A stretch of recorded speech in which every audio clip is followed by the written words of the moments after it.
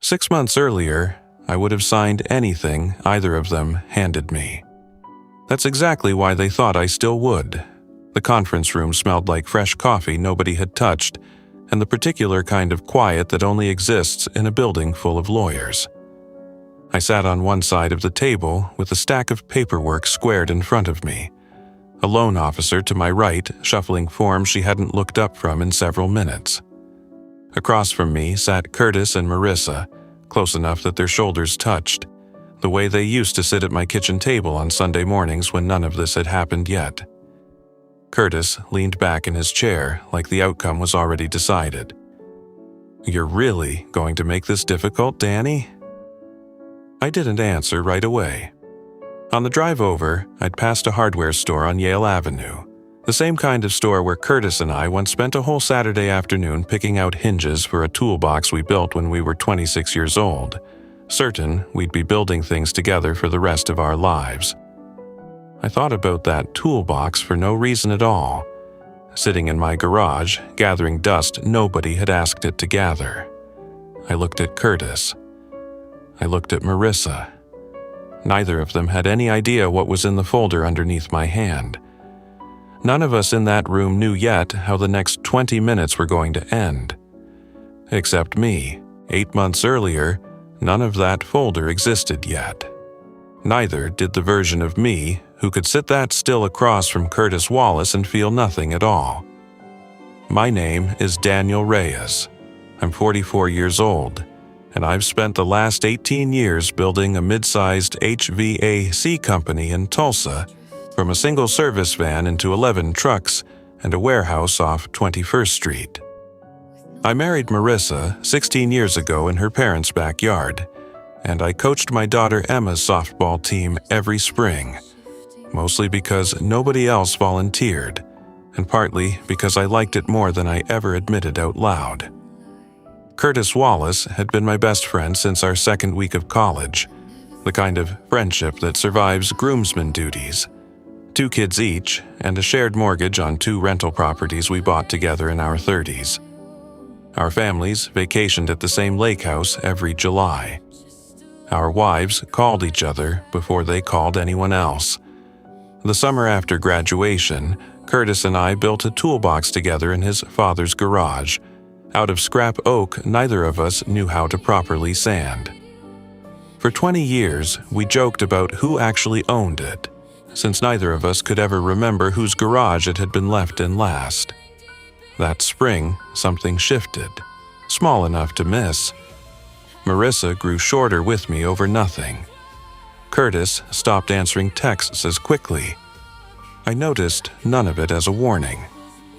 Not until the Tuesday I came home early to an empty house and a voicemail from Marissa that didn't sound like her at all.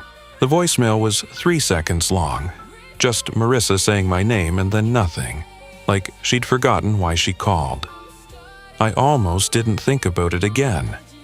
Almost. That evening, I drove the SUV Curtis, and I technically still co-owned through the rental business, the one we swapped back and forth depending on whose truck was in the shop. I reached into the console for a phone charger and found a stack of hotel receipts instead, folded together, dated across 14 months. Same hotel off the Broken Arrow Expressway. Same 2 names on nearly every one. I sat in my own driveway for a long time before I went inside. Marissa didn't deny it. She stood in our kitchen with her arms crossed, like I was the one who'd done something unreasonable. It just happened, Daniel, over time. I didn't wake up one day and decide this. Curtis showed up 20 minutes later, invited by her, apparently, before I'd said a single word to anyone. He didn't look ashamed. He looked like a man explaining a business decision. We didn't plan this, Danny. Sometimes people just grow apart from what they're used to. Then, almost carelessly, like it was a footnote instead of the whole story, he added, "We're still..." I didn't raise my voice. I didn't ask the questions most people would have asked. I stood there and let every detail settle into place, filing it the way I file invoices, certain I'd need every piece of it later. I went upstairs, packed one bag, and left. Backing out of the driveway, I glanced toward the garage window and saw the toolbox sitting exactly where it always did, waiting for someone who no longer existed. The weeks that followed taught me something I hadn't expected to learn at 44. Betrayal rarely announces itself once, and then steps back to let you grieve. It keeps showing up, wearing different clothes, asking for something new every time. The first time came through a letter. Marissa's attorney sent a settlement demand that described me, in careful legal language, as emotionally unavailable throughout the marriage, and professionally preoccupied to the detriment of the family unit. The claim suggested I owed more than a standard division of assets, as though my absence had somehow created space for what happened rather than the other way around. I read it twice at my kitchen table, alone, the house quieter than it had ever been when Marissa still lived in it. I knew exactly how many softball practices I'd coached. I knew exactly how many nights I'd sat up doing payroll so Marissa could take the graduate classes she wanted. I knew none of that would matter to a judge who'd only ever see two people's names on a piece of paper. So I didn't argue the language in the letter. I simply told my own attorney to respond with facts and not feelings, and I let the accusation sit there unanswered, the way you let a stray insult pass through a public place without giving it the satisfaction of your reaction. The second moment came a few weeks later, over the phone. Curtis called me directly, his voice carrying the particular wounded tone of a man who genuinely believed he was the one who'd been wronged. I'd pulled my share out of our second rental property that month, tired of being financially tied to someone I no longer trusted with anything, let alone a mortgage. I thought our friendship was bigger than this, he said, like I was the one who'd broken something between us. Like the affair, the year of lying, the hotel receipts folded in a console we both still technically owned were somehow smaller than my decision to stop doing business with him. I didn't remind him of any of it. I simply said, I think we both know it already was, and let him sit with that however he wanted to. The third moment happened in public, which somehow made it worse. Emma had a softball game on a Saturday morning in early June, the kind of bright, ordinary day that used to belong entirely to our family. I arrived early, the way I always did, and set up my folding chair along the third baseline. 20 minutes later, Curtis and Marissa walked in together, sitting 2 rows up like nothing between any of us had ever happened. Like the last year of my life was simply a scheduling inconvenience they'd already worked around. After the game, while Emma packed up her glove, Curtis approached me near the fence, his hands in his pockets, his voice pitched low and reasonable, as though he were the calm one in the conversation. We should all be adults about this, he said. For the kids' sake. For the kids' sake. As if my daughter's comfort were a card either of them had any right to play. As if watching her father stand in a parking lot absorbing one more casual cruelty was somehow the mature path forward, and not simply the path that made things easiest for them. I looked at him for a long moment before I answered. I am being an adult, Curtis. I'm just not interested in making this comfortable for you. He didn't have anything to say to that. Neither did Marissa, who suddenly found something urgent in her purse to look for. I drove home that night with the windows down, letting the June air do something the silence in my chest couldn't. Somewhere between the ballpark and my driveway, I understood something about the two of them that I hadn't fully let myself see until then. I learned that some people don't feel guilt so much as inconvenience, and they mistake your silence for forgiveness. Every letter, every phone call, every casual appearance at my daughter's game wasn't cruelty exactly. It was simpler than that. It was 2 people who had never once stopped to consider what any of it cost me, because costing me something had never been part of their calculation to begin with. That night, Alone in my garage, I stood in front of the shelf where the toolbox had sat untouched for months.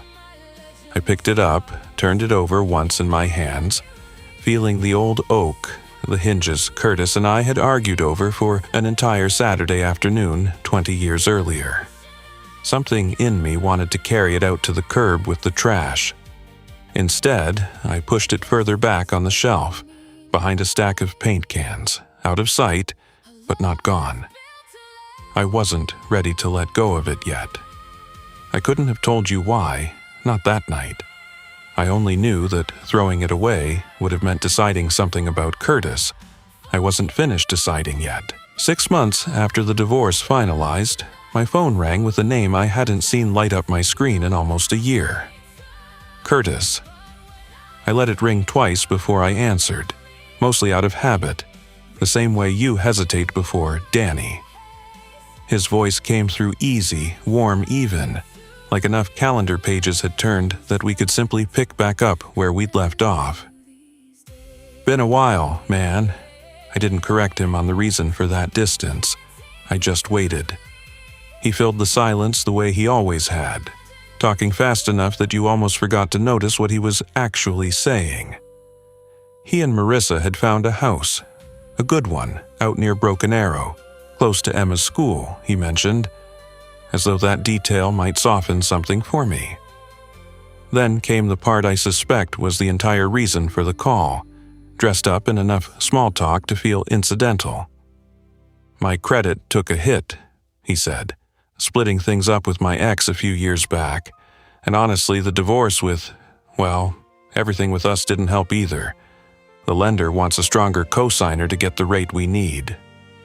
A pause, brief enough that I almost missed it. Marissa said you'd probably still do this for us, for old time's sake. For old time's sake. I stood in my kitchen, phone against my ear, looking at the exact spot on the counter where Marissa used to leave her coffee cup every morning for 16 years. I thought about the toolbox sitting behind a stack of paint cans in my garage, and the softball fence, and the letter that called me emotionally absent, and every quiet insult that had arrived wearing the costume of reasonableness. I didn't raise my voice. I didn't ask him if he understood what he was actually asking of me, or whether some part of him recognized how much nerve it required to say those words out loud. I simply said, in the same even tone I use when a customer asks about financing a new furnace, "Send me the loan paperwork. I'll look everything over properly." Curtis exhaled like a man who'd just cleared the hardest part of a negotiation. "Really? Danny, that means a lot. I knew you'd—" "Send the paperwork, Curtis," I said again, and ended the call before he could finish whatever sentence he thought he'd earned the right to complete. I set the phone down on the counter and stood there for a moment in the quiet of my own kitchen. Then I picked it back up and called my attorney, not to ask whether I had to say yes. I called to ask exactly how I should say no. Renata Cole's office sat on the 4th floor of a building downtown, the kind of place with real wood paneling and no wasted motion in how she spoke. I'd used her for the divorce, and she'd been the only person in that entire process who never once made me feel like patience was the same thing as weakness.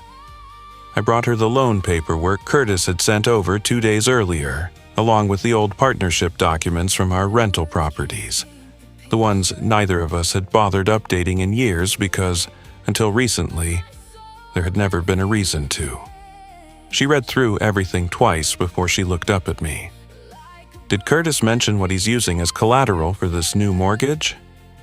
"No, just that his credit took a hit." "That's because he's using the Delancey Street property," she said, sliding a page across the desk toward me.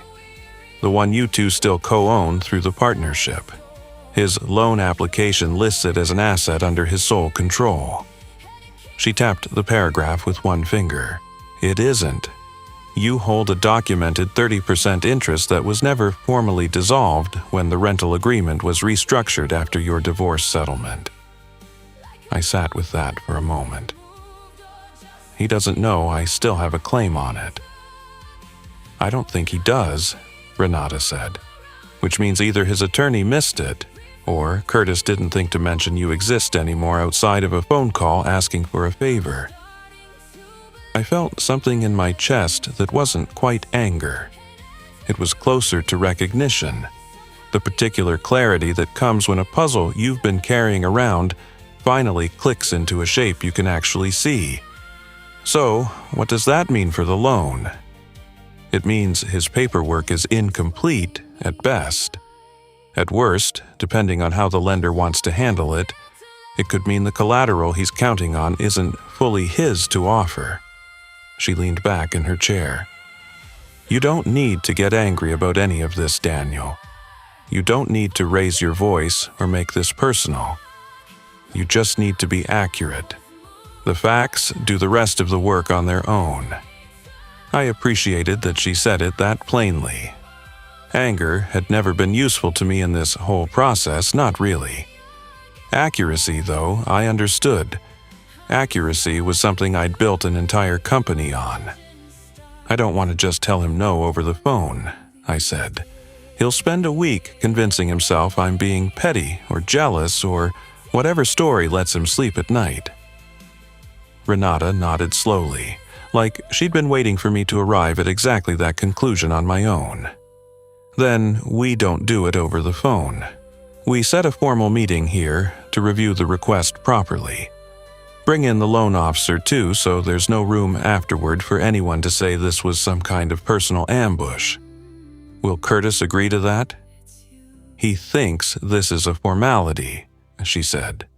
"Men like that generally agree to whatever they believe will end in them getting what they already assume is theirs." She was right, of course. When Renata's office called to schedule it, Curtis responded within the hour, cheerful, cooperative, already treating the meeting as a box to check on the way to a house he hadn't earned the right to feel certain about. I didn't tell him what I actually intended to say. I didn't tell Marissa either. I let them walk into that room believing exactly what they wanted to believe. The same way I once believed things about the two of them that turned out to be nothing at all like the truth. On the morning of the meeting, I loaded one thing into the trunk of my car before I left the house. I drove the same route I always took downtown, past the hardware store on Yale Avenue. Its window display of hinges and drawer pulls catching the morning light exactly the way it had years ago, when Curtis and I stood in a similar aisle, 26 years old, certain of very little except each other. In the trunk behind me sat the toolbox, wrapped in an old moving blanket, waiting for a conversation I finally knew exactly how to have. Renata had already laid the folder on the table by the time Curtis and Marissa walked in, 5 minutes late. The way people walk in when they've never once had to worry about being kept waiting themselves. The conference room was small, all soft gray walls, and a single window overlooking the parking lot. Nothing in it built to intimidate anyone, though it would end up doing exactly that. Curtis wore the same easy grin he'd worn on the phone, dropping into the chair across from me like he was sitting down to lunch instead of a reckoning. "You're really going to make this difficult, Danny?" he said, before he'd even settled his coat over the back of his chair. He said it lightly, almost fondly, the way you'd tease an old friend for holding a grudge too long over something small, like this whole meeting were a formality standing between him and a house he'd already decided was his.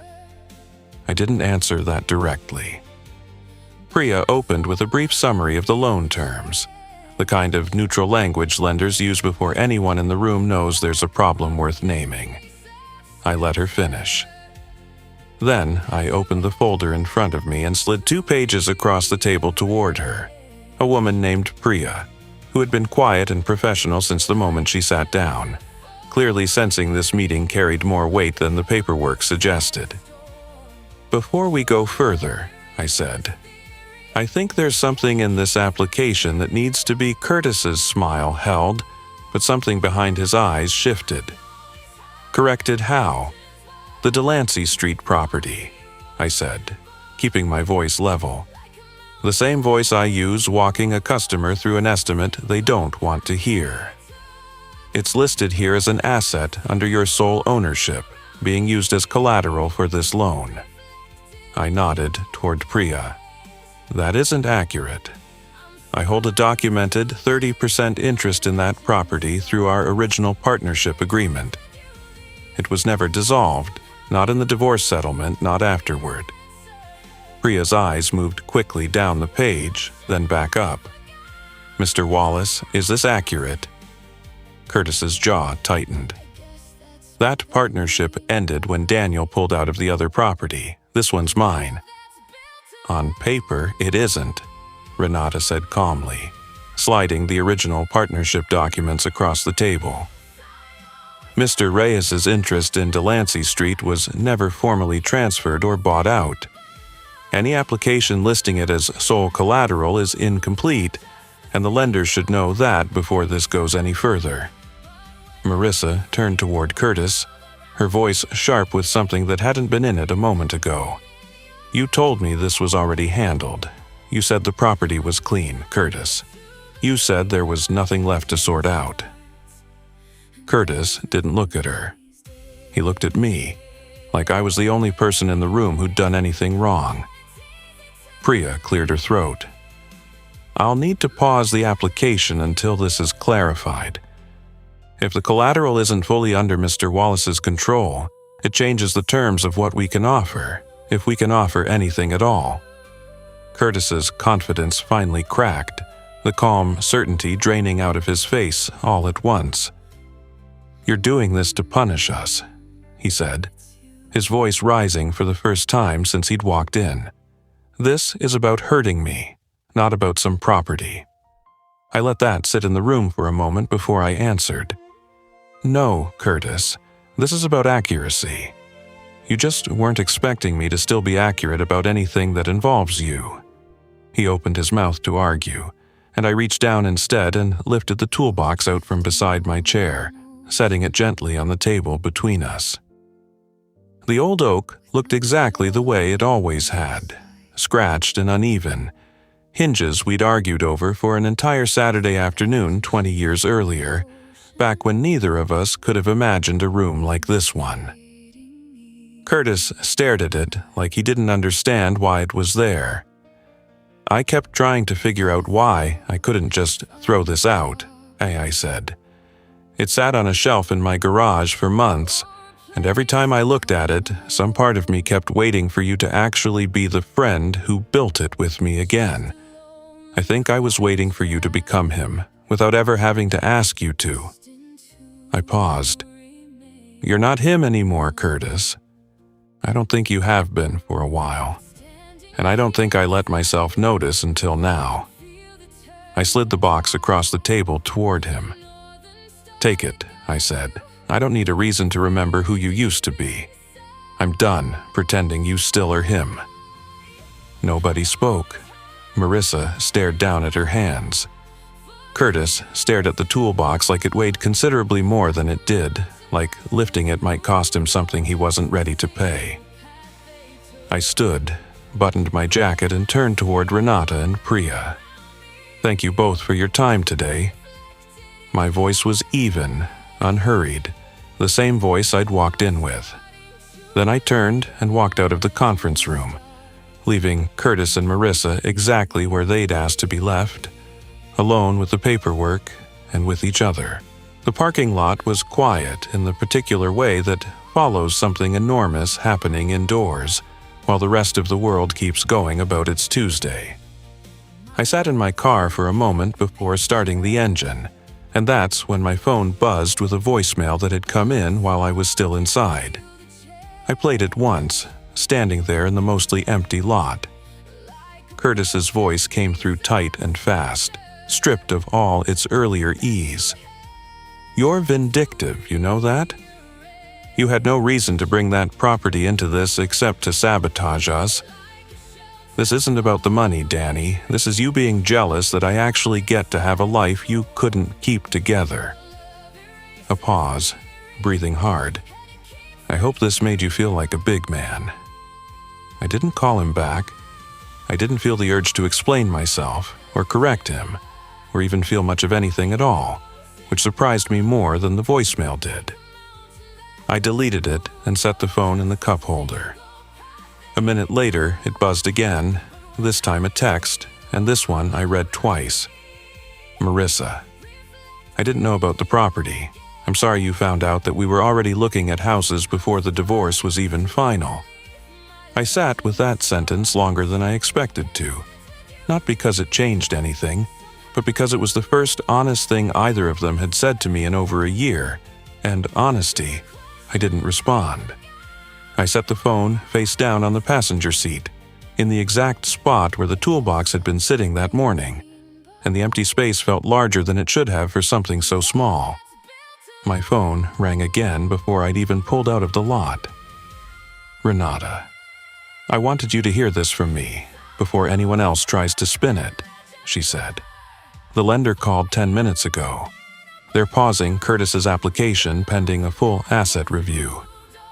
Given the discrepancy, it could be weeks, possibly longer, before they even decide whether to proceed at all. So, the house isn't happening, she said. Not on the terms they were counting on, maybe not at all.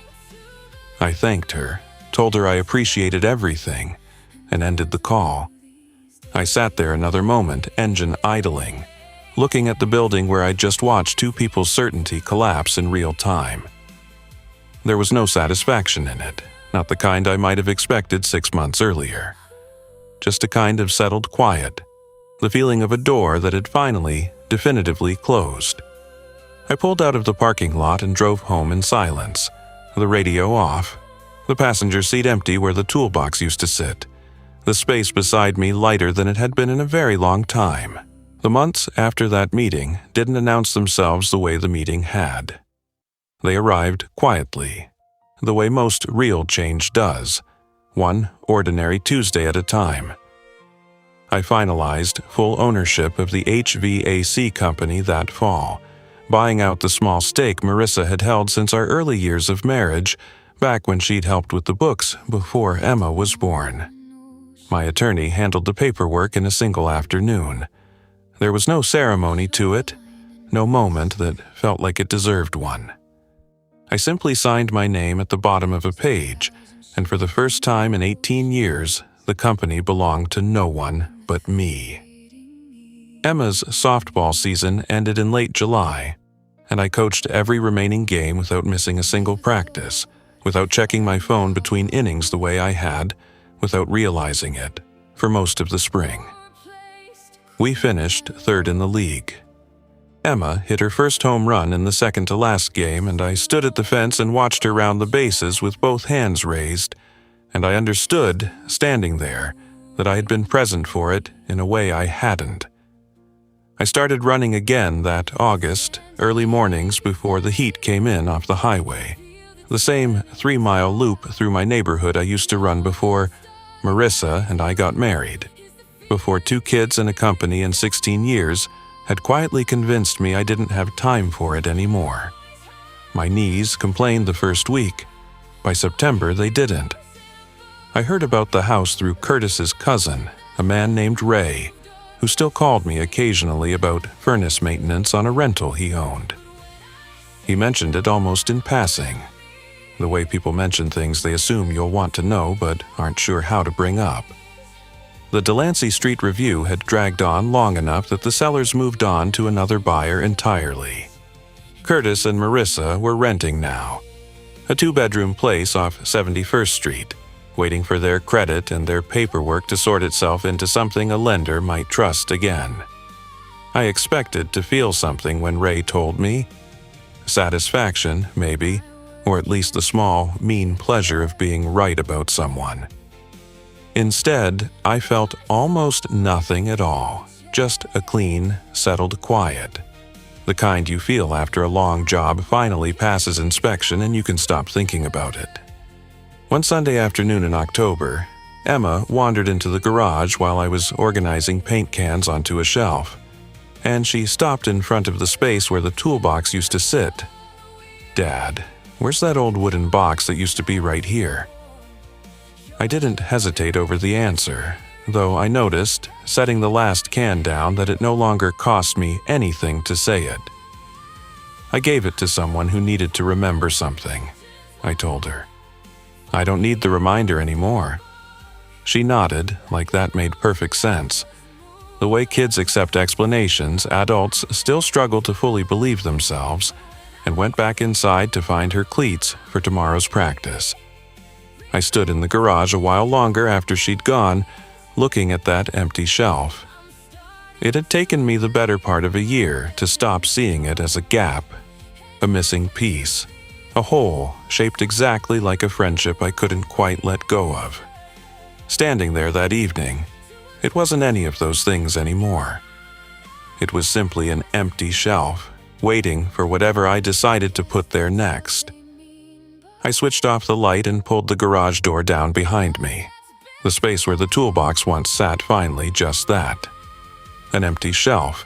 People sometimes ask me if I ever regret staying calm that day, if some part of me wishes I'd said more, raised my voice, given Curtis the anger he seemed to be waiting for. I don't. I learned that betrayal doesn't require your rage to be real. It only requires your clarity. The hardest part was never proving what Curtis and Marissa had done. The paperwork did that on its own. The hardest part was accepting that 20 years of friendship and 16 years of marriage could both end the exact same way, with someone asking me for one more favor, as if loyalty were a resource I'd simply forgotten to stop supplying. Some people won't feel the weight of what they did until you finally stop carrying it for them. I don't carry it anymore. If this story reminded you of a friendship or a marriage that asked more of you than it ever gave back, I'd like to hear about it. Share your own story in the comments, like this video if it meant something to you, and subscribe for more stories about quiet strength, betrayal, and the peace that finally comes after you let go.